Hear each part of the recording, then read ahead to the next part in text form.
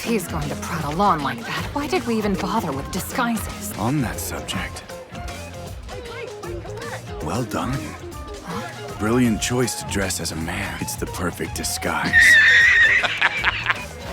What's good, anime enthusiasts? Welcome to another episode of Sentenced to be a Hero. And I thought about it, and I'm going to be pulling myself back a little bit. Not in the sense of being less critical of the anime, but being more open. You know, last review, I questioned a lot of things about what's to come for the anime, and I feel like I was a lot more pessimistic. If anything, I was trying to be more hopeful about everything I was trying to do. There's like so many like unknown things and so many plot threads that we have that we probably don't have time to go into them, but essentially I just did not have enough trust in the writers to tell a really good story. And so I thought to myself over the time, and especially after watching this episode about 2 to 3 times to like get notes down and get the images for, I found myself liking it more and more as I watched it, and having a little bit less expectations and not really hoping about all these things, but just experience what the story is trying to be told. And I found myself liking it a little bit more, and I'm like, okay, I'm okay with this. I'm fine. We can ride this out. And so there's some neat things that happen. We get a new hero to add to the fold of the party.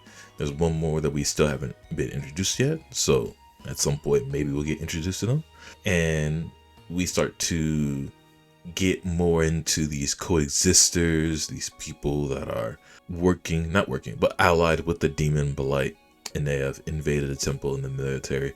And we also get a new demon blight to go after, while also delving more into Xylo's past life and a little bit more into his like internal life. So with that, let's get into it.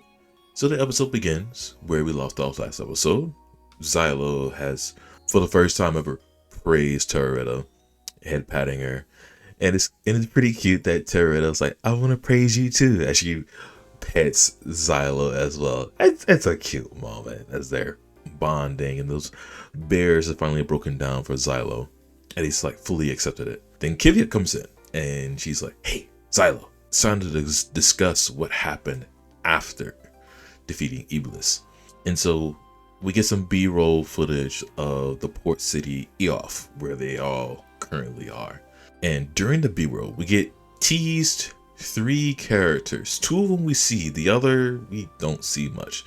But the one that we don't see as much, the one that's looking into the city streets, one is getting ready, like sitting down reading a book, and the other one is wrapped in wraps. So 2 of them make an appearance in this episode.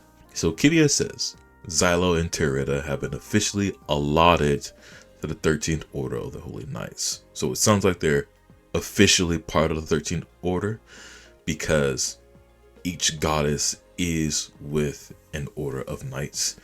And unfortunately, since Kivia doesn't have Terroretta bonded to her, I think maybe the military is like, all right, because Xylo has done so much with the 13th goddess, put her with the 13th Order to make it quote unquote official.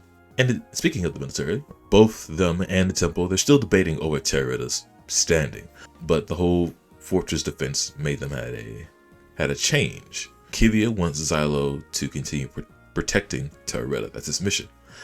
And Xylo's like, hey, we haven't gotten a day off yet. Just take us off the front lines. And Kivia says, oh yeah, that's already in the works. The hero unit is going to protect Terroretta in the port city of Ioff. And Xylo's like, huh? You mean the city is more dangerous than the battlefield? And Kivia reveals that a group of heretics expelled from the temple have joined with the religious order of assassins. And so thereafter, Terroretta, the heretics. And not worrying about it so much, Terroretta's like happy about getting a day off.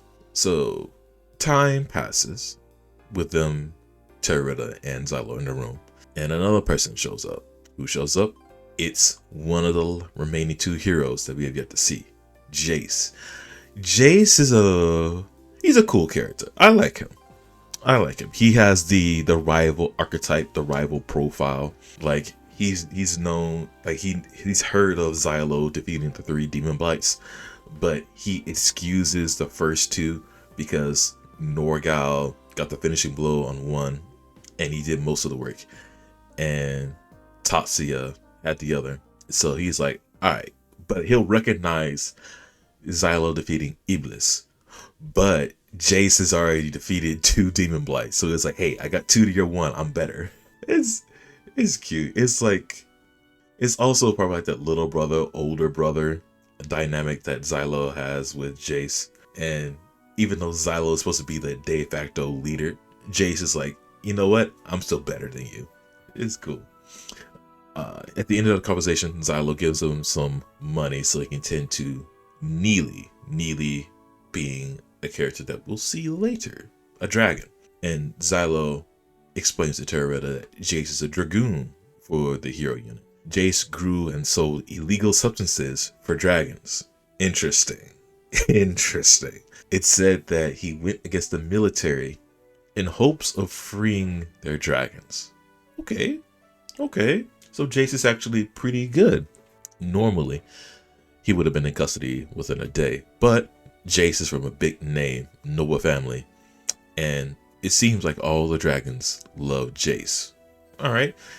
Now, to take it aside, remember that all of these heroes have been condemned as a hero for one reason or another, because the coexisters are within the temple and they're trying to brand them as heroes so that any political power that they have or any say that they have is kind of muted. So you have to wonder, what kind of pull does Jayce have? It seems like because Jayce has a lot of pull with dragons, and as we all know from mythology and all other fantasy, dragons are extremely powerful creatures. So the demon lords are probably going to have a really tough time against an army of dragons. So why not sentence Jayce to quell the number of dragons that they'll probably fight? So after Jayce leaves, we see a scene of Venetum getting walled by Xylo for accepting help from the Master Bolts. And while Venetum is trying to argue for his position, he's also withholding another piece of crucial information. A woman by the name of Frenchie wants to speak with Xylo. Who is Frenchie? Frenchie is Xylo's former fiance. Oh, Xylo was engaged. So we cut to Xylo and Terroretta meeting Frenchie. Frenchie, I don't want to say Frenchie feels a bit one note. Kind of feels that way. So Frenchie has that unbothered, high, noble attitude, showing no emotion, having an imposing authority over everything. And Frenchie is allowed, I say allowed, Frenchie can just make insults and degrading comments, and it's very hard to fight back against Frenchie. And Xylo doesn't like bow down to Frenchie or anything, but it is a pretty nice, I guess, yeah, it's a nice dynamic between Frenchie and Xylo. Xylo is just tired of Frenchie just being this way. It feels like a nice dynamic. It's pretty straightforward and blunt. And it doesn't seem that there's like any outward love, but Frenchie does say that their like engagement isn't broken yet. And Terroretta gets jealous. But the real meat of the whole conversation is that Frenchie is arranging a pardon for the hero unit because she is looking for the demon blight in the city. A month ago, the Night Gaunt chiefs and herself embarked on maneuvers to track a demon blight. A few days ago, their entire force disappeared in the vicinity of town, the demon blight meaning. And we get a name drop of the demon blight, number 59, Spriggan. She believes it is disguised itself as a human, And Xylo says, that's a rare ability among demon lords. But before leaving, we get a nice little scene of Frenchie calling Kivia for eavesdropping. And Kivia's like, I'm the supervisor. So I should be, it's imperative to me to watch them. And Frenchie goes like, better come up with a better excuse the next time we meet. Crazy. So after that, Xylo, Kivia, and Terita, they're planning to go into the city to have the quote-unquote day off. But Xylo is also planning on using this outing to draw out the temple heretics and arrest them. And also he tells Terita to keep that holy sword that she did last battle under wraps. And essentially something that powerful shouldn't really made known. Keep Terita as the quote-unquote weakest goddess and not really show how much potential that she has. Because, a holy sword that can bamf anything that it touches, kind of strong. And Xylo, they're like, just the three of them isn't enough. They need to bring somebody else along. And he runs through the rest of the crew, and he doesn't bother with any of them. Well, there's two left. There's Sav and Jayce.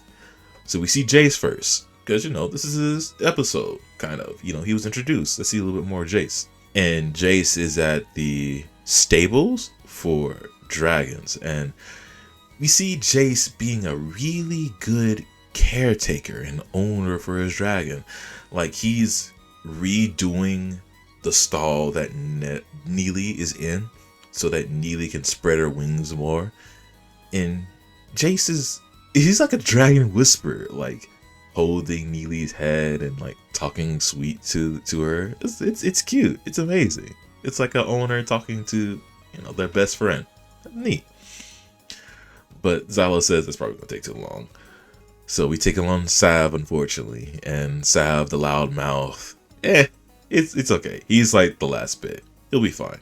And Kivia's like, if we're taking Sav along, why do we need disguises? And this is it's a funny moment. I get it. I'll give this to him. So Xylo's like, speaking of disguises, as he looks Kivia down it up, he's like, that's pretty good. And Kivia's like, oh, and she blushes. And then Xylo destroys everything as he says, I didn't expect you to dress as a man. Xylo. Bro, you cooked it. Anyway, Terita says, hey, Xylo, let's go get a keepsake to mark our first time outing, first time being here and going through.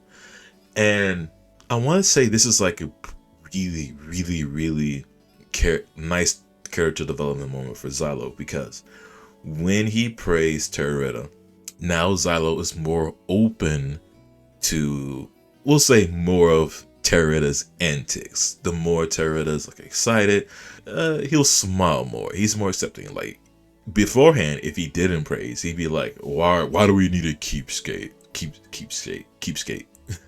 Why do we need a keepsake? We don't need to do this. Just keep moving. We don't need this. We don't need that. But now Xylo is more, yeah, why not? Let's go on.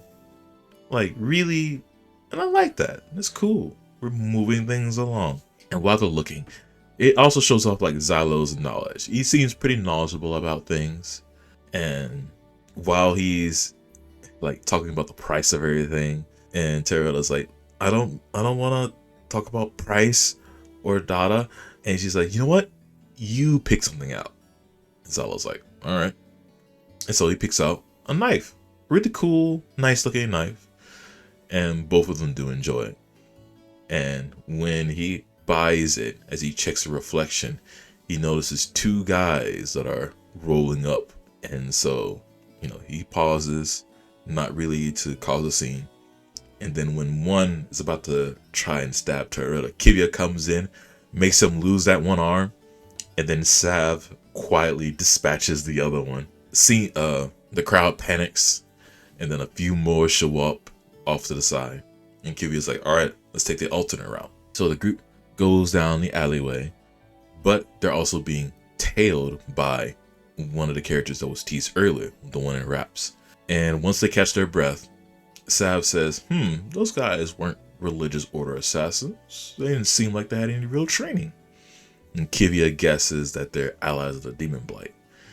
And then the one that was in wraps jumps the group, and Sav, fights off a little bit, but he gets rocked in his arm from like one downward swipe. And then both sides clash. Zyla and Kivia are tag teaming the wrapped up person. And the wrapped up person is really good at fighting. Well seasoned. At one point, their arm kind of like goes into these many different strands, like metal strands. And it forms this giant scythe. And Zyla's like, a seal compound? Like, bro, that is not a seal compound anything. That is like an amorphous ability. Bro, I like that. And then some reinforcements for the rat person comes. And then we'll say the final boss appears. This blue-haired dude rolls up. And he instantly doxes the woman as Shiji Bao. And Shiji reprimands him by saying, hey, you shouldn't be calling us by our names. And she calls him Boojum. And while Boojum is like taking in the information, he gets interrupted by one of his allies. And then he turns around and smacks the jaw off of them. Like, bro, no! He dead. Bro. Oh, man. So you know what? Let's get to scrapping once more. So Shiji and Boojum, they're moving. Especially Boojum, he moving dead. He's more agile in the air. And he's giving... They're not like going tit for tat. There's more like going back and forth with their attacks, being defensive. But it's clear that Boojum is not street smart, especially when Boojum and Zylo go back and forth in some dialogue. And Sav kind of elevates Shiji by calling her a famous adventurer. And then Terra is like, yo, I can call a random swords and help. But Zylo kind of like, no, you have to do it. It's okay. I know how bad it is to hurt humans. And Terra's like, oh, well, something's wrong. I got this strange feeling. And then reinforcements for Zylo's side comes in as Jayce comes in with Neely as they torch the entire alleyway. Some of the mooks, they aren't surviving. One of them gets stabbed by the spear. And Jayce like slowly descending. Dude's like, yeah, I'm finally here. And he's like praising Neely. Unfortunately, that wasn't enough for a certain Boojum who looks unbothered and unfazed coming through the fire. But then he starts losing like his humanoid form. He starts convulsing and contorting. And he says, don't have enough blood. This is a learning experience. And then he dips. And then Zylo's like looking a little, as he goes, hey, Terra, what were you saying before we got interrupted? And then Terra said she felt little hesitation over attacking him. That might have been Spriggan. The episode ends. Nice. Okay. I enjoyed this. We got a little bit of story. We got a little bit of action. We got a little bit of development. Overall, nicely packaged episode. I'm cool with this. I like this. All right. I'm having a lot more positive experience now that I've not saying held back, but tempered myself. And I'm enjoying it. I'm enjoying the ride. I'm digging this. But with that said, in the comments below, let me know what y'all think about the episode or anything else, any predictions that may happen later. But if nothing else, hope all of you have a good day, night, evening, morning, wherever you are in the world. And I hope your day is just a little bit better than it already is. With that, we'll catch y'all in the next episode. Peace.